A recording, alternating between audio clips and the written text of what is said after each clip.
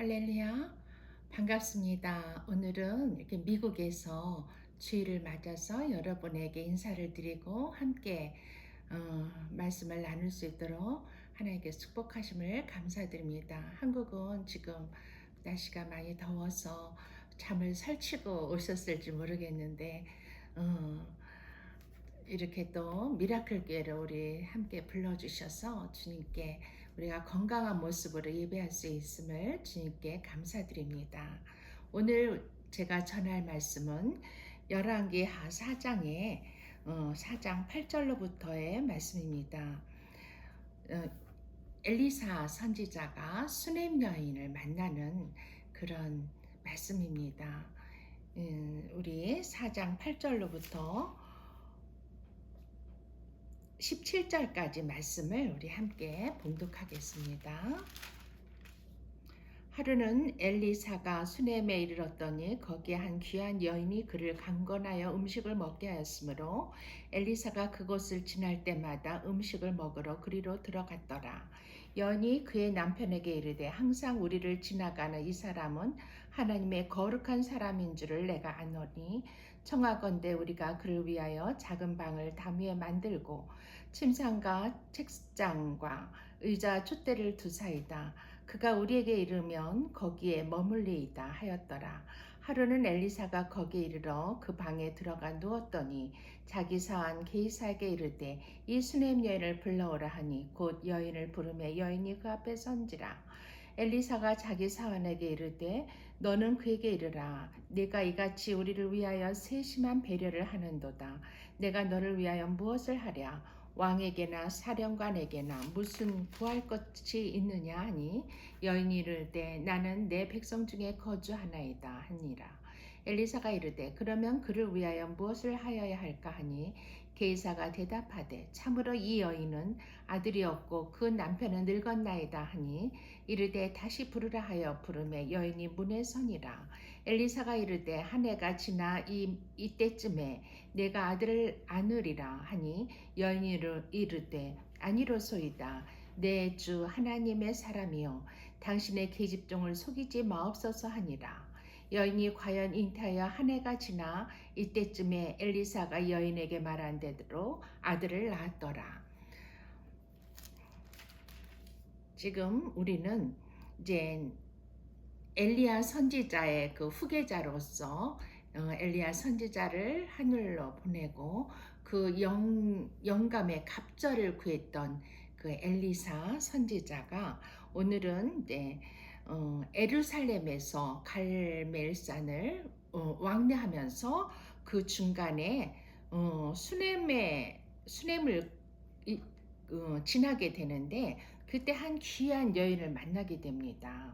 근데 이 여인은 엘리사를 자주 보고 또 그 여인에게 엘리사에게 하시는 말씀을 통해서 하나님을 알게 되고 하나님을 사랑하고 또 하나님의 사자인 이 엘리사를 하나님의 거룩한 사람인 줄 알아보며 그를 접대하고 그에게 자기 집에서 머물며 쉼을 가질 수 있도록 세심한 배려를 하는 모습을 여기서 볼 수가 있습니다.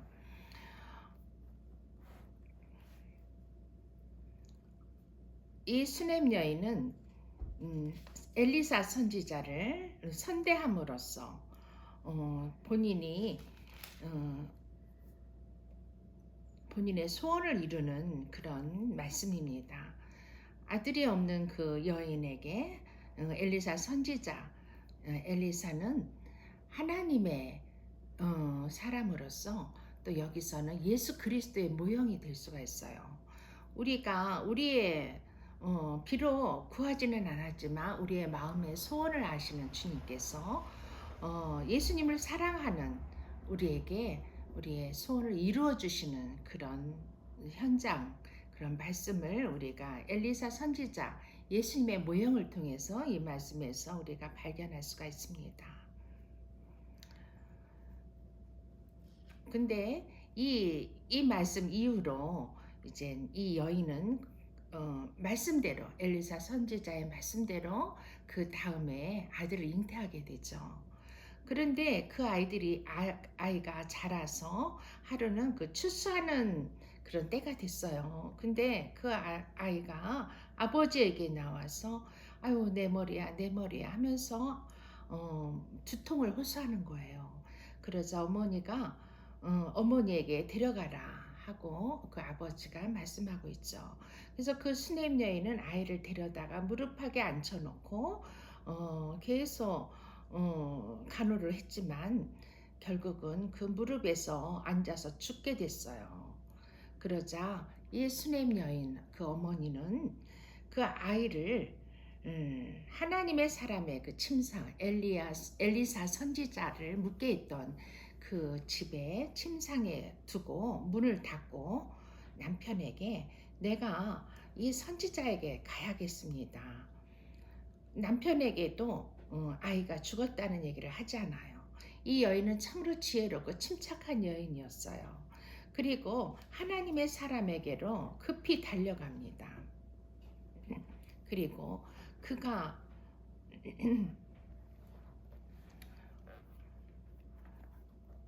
갈멜산으로 가서 하나님 사람에게 나아가죠.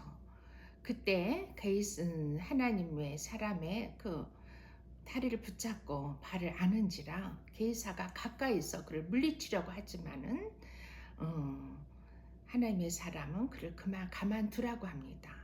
이 먼저는 이 갈멜산으로 올라온 그 수냄 여인을 엘리사 선지자는 다 보고 있었어요. 그리고 그 여인에게 묻죠. 너는 평안하냐? 내 남편이 평안하냐? 아이는 평안하냐? 하고 안부를 묻습니다. 근데 이 여인은 다 평안하다고 합니다. 그렇지만 그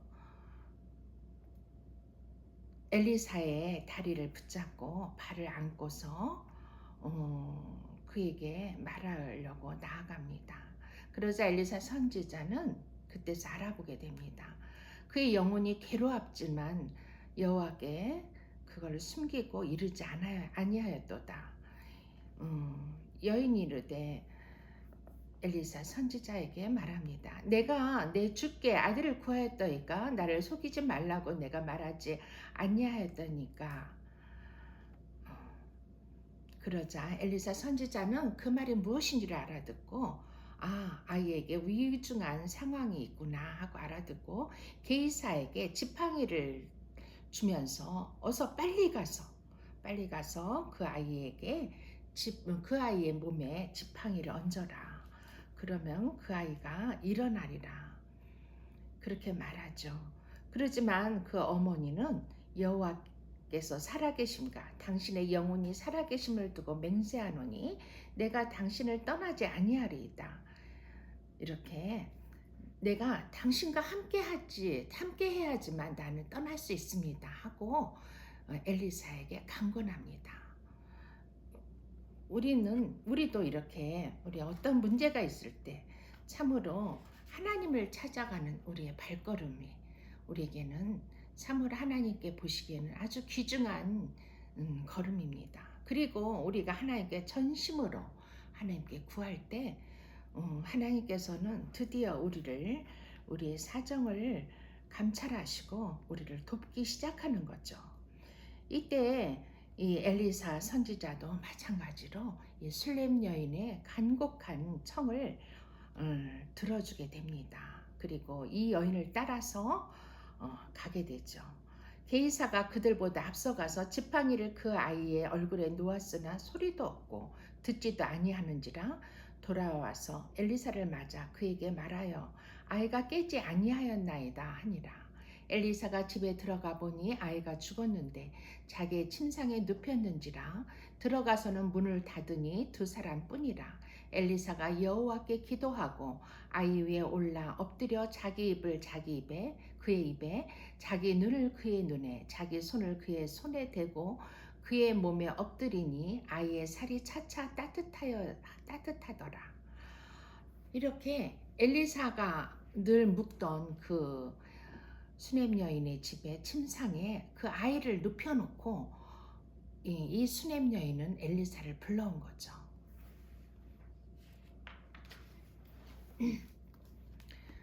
참으로 이때 이 엘리사 선지자는 문을 닫고 그 방에 문을 닫고 단둘이 그 아들과 단둘이서 있으면서 하나님 여호와 하나님께 기도합니다. 우리도 이렇게 어떤 긴급한 문제가 있을 때 우리를 도우시는 여호와 하나님을 바라보며 골방에서 주님께 얼굴을 맞대고 기도하는 것이 필요한 것을 이 말씀을 통해서 우리가 깨닫게 됩니다. 엘리사 선지자는 이 아이의 위에 올라 엎드려서 눈에 눈을 맞추고 입에 입을 맞추고 손에 손을 맞추고 엎드려 있습니다. 이것은 우리가 하나님께 성령님께 우리의 모든 것을 집중하고 맞춰서 그 주님을 간절히 갈망하는 그런 모습을 보는 것 같은 그런 상황입니다. 우리가 하나님의 보좌, 하나님의 마음을 움직이려면 우리는 하나님께 영혼을 드려야 돼요. 하나님은 우리의 영혼, 내가 평생 도록 갈고 닦은 이 보석 같은 우리의 영혼을 받으시기를 원하세요. 예수님께서도 십자가상에서 하나님께 당신의 영혼을 하나님께 드리며 내 영혼을 아버지께 부탁하나이다 하고 기도하셨죠. 우리는 날마다 이런 기도를 주님 앞에 드려야 될 줄로 믿습니다. 엘리 34장 35절 말씀 보니까 엘리사가 내려서 집안에서 한번 이리저리 다니고 다시 아이 위에 올라가 엎드리니 아이가 7번 재채기하고 눈을 뜨는지라. 엘리사가 게이사를 불러 저 수넴 여인을 불러오라 하니 곧 부름에 여인이 들어가서 들어가니 엘리사가 이르되 네 아이를 데리고 가라 하니라.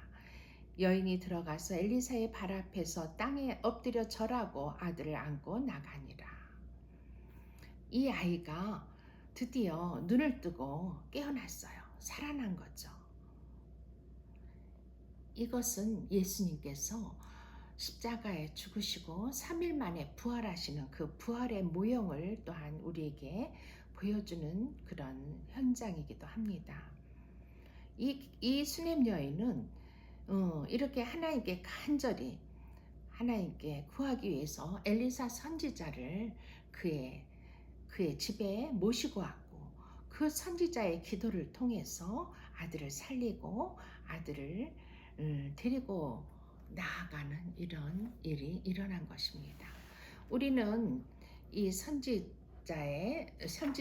이 시간 만난 이 수넴 여인을 통해서 우리들도 이러한 수넴 여인과 같은 성도가 돼야 되지 않는가 하는 그런 생각을 하게 됩니다. 시편 16장 3절에 보면은 하나님의 말씀에 땅에 있는 성도들은 존귀한 자들이니 나의 모든 즐거움이 그들에게 있도다 하는 말씀이 있습니다. 하나님은 우리의 성도들의 존귀한 이 성도들과의 만남을 가장 기뻐하세요. 우리는 하나님의 존귀한 성도입니다. 그리고 이 수넴 여인 또한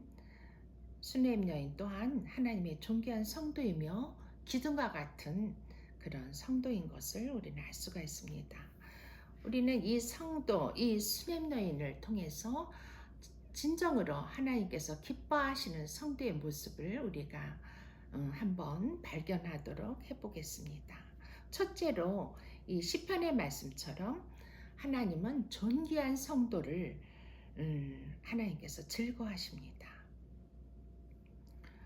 둘째로 시편 110편 3절의 말씀에 주의 권능의 날에 주의 백성이 거룩한 옷을 입고 즐거이 헌신하니 새벽 이슬 같은 주의 청년들이 주께 나오는도다 하는 말씀을 통해서 우리는 새벽 이슬 같은 주의 청년들 같은 성도들을 주님께서 얼마나 기뻐하시는지 알 수가 있습니다. 그런데 주의 권능의 날에 주의 백성이 거룩한 옷을 입고 즐거이 헌신하는 그런 새벽 이슬 같은 주의 청년들이라고 했습니다. 이 청년들이라고 했지만 이것은 육신의 나이를 말하는 것이 아니라 영적인 나이를 말합니다.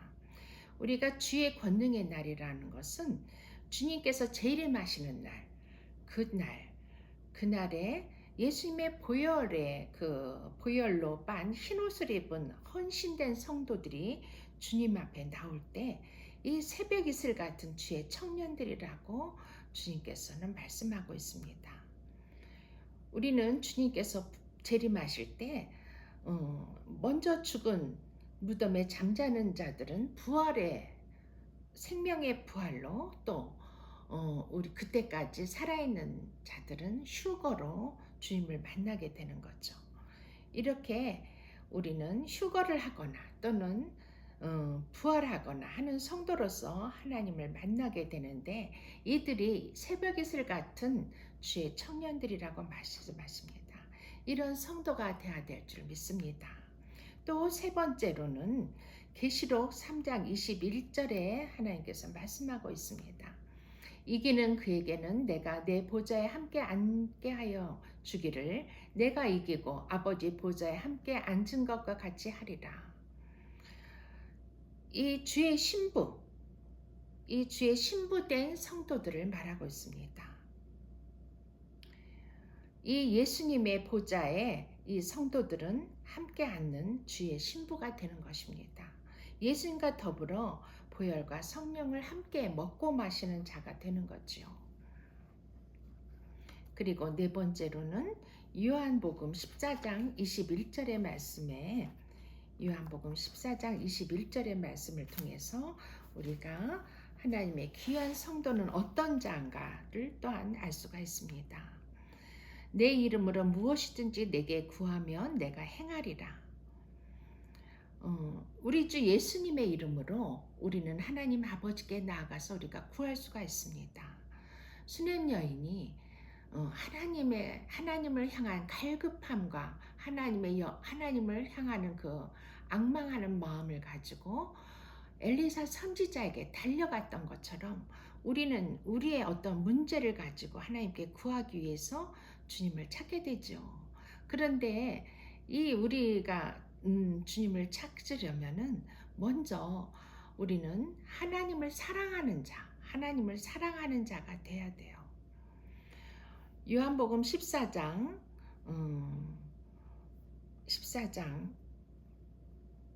21절의 말씀에 보면은 나의 계명을 지키는 자라야 나를 사랑하는 자니 나를 사랑하는 자는 내 아버지께 사랑을 받을 것이요 나도 그를 사랑하여 그에게 나를 나타내리라 하는 말씀이 있습니다.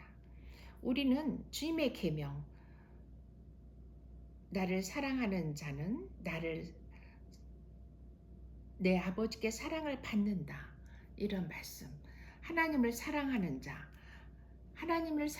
자들만이 하나님이 알아주시는 자들이에요.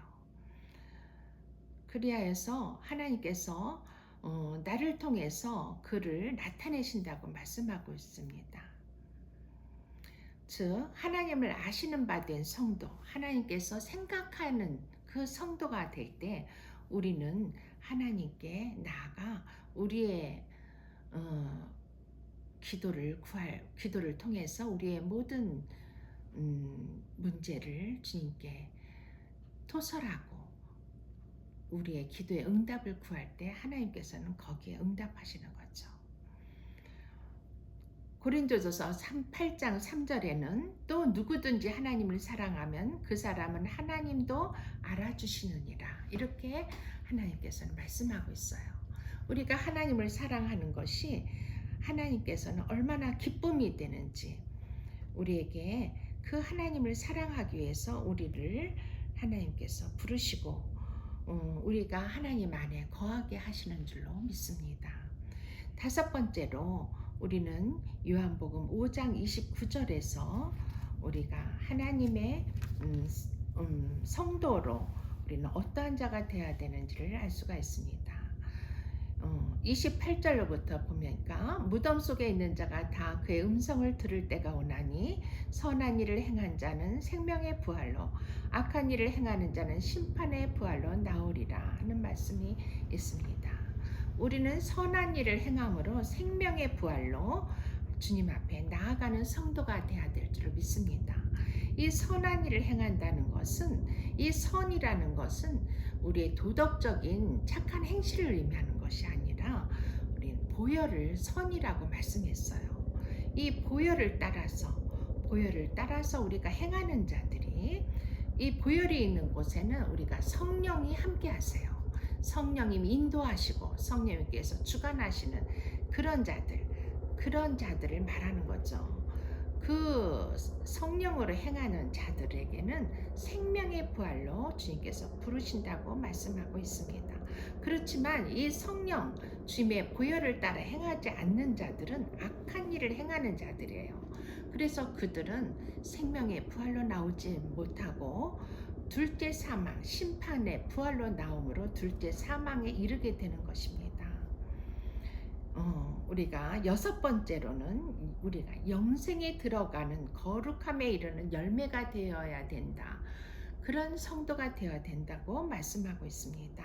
로마서 6장 22절에 그렇게 말씀하고 계세요. 로마서 6장 22절 말씀을 보겠습니다.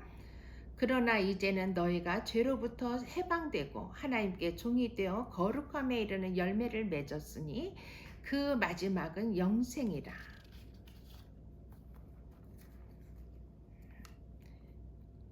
거룩함의 열매를 맺는 것, 그게 바로 우리라는 거죠. 이 열매는 사람을 말해요. 이 우리가 이렇게 거룩함에 이르는 그런 열매를 결실할 때 우리는 영원한 생명, 영생에 이르게 되는 성도로서의 자격을 구비하게 되는 것입니다. 요한복음 14장 6절 아까 말씀에도 보았듯이 예수님이 있는 곳에는 항상 우리가 그곳에 있어야 돼요. 그리하 해서 14장 20절에 그날에는 내 아버지 안에, 내가 내 아버지 안에, 너희가 내 안에, 내가 너희 안에 있는 것을 너희가 알리라. 우리가 예수 그리스도 안에 거하는 것은 예수님께서 하나님께 안에 있고, 또 우리가 하나님 안에 거하신 예수 그리스도 안에 거함으로 우리는 하나님 아버지와 예수 그리스도 안에 함께하고 있는 거예요. 또 우리 안에 그 주님이 또 우리와 함께하고 있는 거죠. 이렇게 우리는 하나님과 어디에 있든지 하나님과 함께함으로써 거룩함에 이르는 그런 성도가 되어야지 우리는 영원한 생명, 영생에 이를 수 있는 것이에요. 갈라디아서 6장 8절 말씀에 보니까, 갈라디아서 6장 8절 말씀 제가 봉독해 드리겠습니다. 자기의 육체를 위하여 심는 자는 육체로부터 썩어질 것을 거두고 성령을 위하여 심는 자는 성령으로부터 영생을 거두니라. 우리가 무엇을 이 땅에서 살면서 무엇을 심느냐에 따라서 이렇게 큰 차이가 나요. 이 썩어지는 육체를 위해서 심는 자들은 결국 썩는 것을, 썩어질 것밖에 거둘 수가 없어요. 그렇지만 성령을 위해서, 하나님을 위해서 심는 자들은 이 성령으로부터 영생을 거둔다고 말씀하고 있어요. 하나님 나라에 들어가서 하나님이 계신 그곳에 우리가 함께하는 영원한 생명을 얻는 것을 말하고 있죠. 잠언서 31장 25절에 보면은 능력과 존귀로 옷을 삼고 후일을 웃으며 라는 말씀이 있어요. 잠언서 31장에는 예수 그리스도의 신부되는 현숙한 여인에 대해서 말씀하고 있는데, 이 현숙한 여인은 결국 하나님, 여호와 하나님을 경외하는 여자를 말하고 있어요. 이 하나님을 경외하는 사람이야말로 최후에 웃는 자, 마지막에 승리자가 된다는 걸 말하고 있어요. 그래서 결국 천국 진주문에 발을 들여놓는 그런 성도가 된다는 것이죠. 왜 천국 진주문이냐? 그것은, 그 진주라는 것은 아주 그 당시에 너무나도 비싸고 값진 것이었다고 봐요. 그런데 이 진주보다 더 값진 것이 바로 예수 그리스도의 보혈이에요. 제일 비싼 것, 우리가 돈으로는 살 수 없는 것, 그것이 예수님의 보혈인 것입니다. 그래서 이 보혈의 문으로 들어가는 것이 우리가 천국으로의 입성이고 영원한 영생으로의 문인 것이죠. 이 보혈은 주님께서 은혜로 우리에게 주신 것이에요. 우리가 돈으로 살 수 없는 것이에요. 오직 예수 그리스도의 피값으로 우리는 그 은혜로 들어갈 수 있는 거죠. 주님의 피의 공로로 우리는 구원을 받는 것입니다. 그리고 이제 여덟 번째, 어린 양의 여덟 번째, 하나님의 기뻐하시는 성도는 어떤 성도인지를 하나님께서 말씀하고 계십니다. 요한계시록 19장 9절에 말씀하고 있습니다. 어린 양의 혼인잔치에 청함을 받은 자들은 복이 있도다. 또 요한계시록 20장 6절에는 이 첫째 부활에 참여하는 자는 복이 있고 거룩하도다. 둘째 사망이 그들을 다스리는 권세가 없고 도리어 그들이 하나님과 그리스도의 제사장이 되어 1000년 동안 그리스도와 더불어 왕노릇하리로다 하고 계시록에서 말씀하고 있습니다. 어린 양은 요한계시록에서는 예수 그리스도를 말씀하고 계세요. 이 어린 양의 혼인잔치에 청함을 입은 자가 복이 있다고 말씀하세요. 이것은 우리가 첫째 부활, 주님께서 이 재림하시는 그때 우리가 부활에 참여하는 자가 되는 거죠. 이 부활에 참여하는 자는 복이 있고 거룩하다. 참으로 주님께서 보시기에 이 혼인잔치에 참여하는 신부의 모습이 이렇다는 것을 말하고 있습니다. 우리는 주님이 부활하시는 그때 다 같이 주님을 만나는 신랑 대신 예수 그리스도를 만나는 거룩한 신부인 것입니다. 이것은 어떤 모형을 말하고 있죠. 우리가 이렇게 주님의 거룩한 성도로서 이런 하나님 기뻐하시는 성도가 된다면은 요한계시록에 말씀하고 있는 칠복과 마태복음에 말씀하고 있는 팔복을 다 얻게 되는 그런 성도로서 주님께 나아갈 수 있는 것입니다. 오늘은 이런 수냄 여인, 이 수냄 여인은 참으로 하나님을 갈망하고 하나님을 사랑함으로 말미암아서 그의 다급한 문제도 주님 앞에 도움을 받고 생명의 부활을 맛보는 아들을 통해서 생명의 부활을 맛보는 거룩한 성도의 모습을 보여주고 있습니다. 그런데 이제 이 8장에 가서 보면은 이 수냄 여인이 열왕기하 8장에 보면은 이 수냄 여인에게 또 이 엘리사 선지자가 그를 또한 돕는 내용이 나오고 있습니다.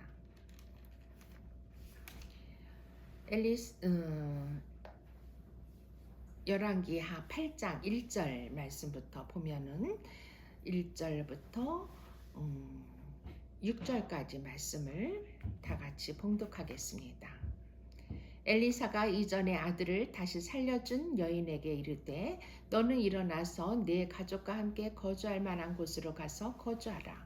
여호와께서 기근을 부르셨으니 그대로 이 땅에 7년 동안 임하리라 하니 여인이 일어나서 하나님의 사람의 말대로 행하여 그의 가족과 함께 가서 블레셋 사람의 땅에 7년을 우거하다가 7년이 다함에 여인이 블레셋 사람들의 땅에서 돌아와 자기 집과 전투를 위하여 호소하려 하여 왕에게 나아갔더라.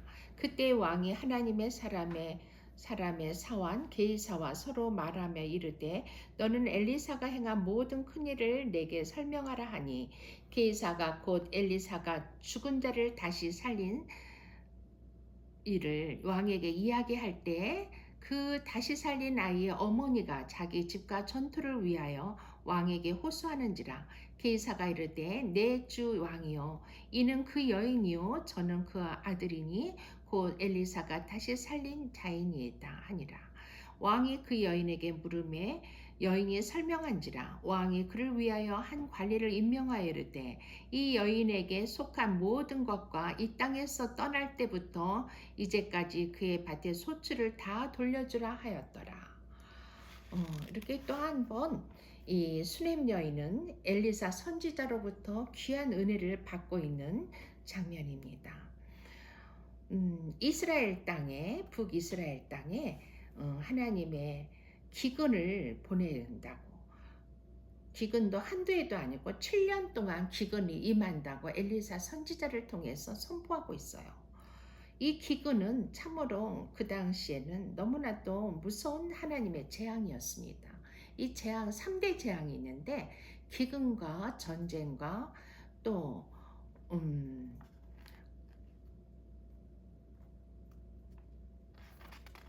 전쟁, 또 한 가지는 연병, 심한 역병, 이것을 3대 재앙이라고 성경에는 말씀하고 있어요. 그만큼 기근은 참으로 사람이 살기에는 힘든 그런 큰 문제였죠. 그렇지만 이 기근은 우리가 죄 때문에 하나님께서 주시는 거예요. 죄로 인해서 하나님의 말씀을 떠나 범죄하는 이스라엘 백성에게 하나님이 내리시는 그런 재앙인 거죠. 이 죄에 대한 이 기근은 이 죄 문제를 해결해야지만 그 응답이, 다시금 그 땅에 비가 내리는 응답이 이루어지는 것이죠.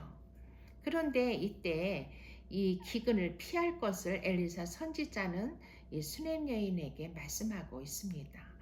너는 이곳을 피하라. 그럴 때 이 여인은 지혜롭게도 가족을 데리고 블레셋 땅으로 7년간을 도피합니다.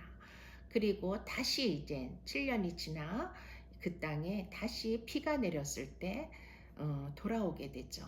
이 돌아왔을 때 이제 왕에게 찾아가서 본인이 놓고 갔던 그 땅과 또 그 밭의 소출을 다 돌려달라고 왕에게 이렇게 호소하려고 갔는데 마침 그때 엘리사의 그 사환인 게이사가 왕과 대화하고 있고 엘리사가 죽은 자를 다시 살린 일을 이 왕에게 전하고 있었어요. 근데 너무나도 아주 공교롭게도 그 시간, 그 타임에 그것은 바로 성령님께서 그 여인에게 주는 아주 복된 시간이죠. 성령님은 이렇게 아주 가장 적절한 시간에 우리에게 그분의 그 복을 우리에게 주시는 것입니다.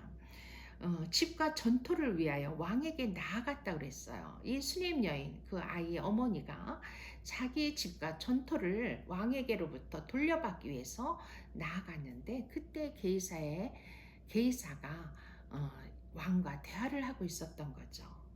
그러자 그 여인으로부터 왕은 다시금 그 사실을 설명 듣게 되고 왕은 특별한 그런 명령을 내리게 됩니다.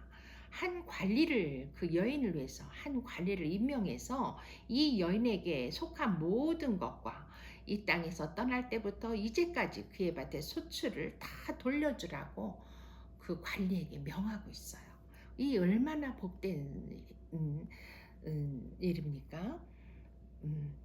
이렇게 수넴 여인은 기근 중에서도 전혀 기근이 없는 상태를 보내고 있었어요. 이것은 예수 그리스도의 모형이신 왕의 도움을 받고 있는 이 성도의 모형인 거죠. 우리가 이렇게 왕 대신 하나님의 보좌를 움직이려면 우리는 어때야 되는가? 이런 질문을 한번 해보게 되는 것입니다.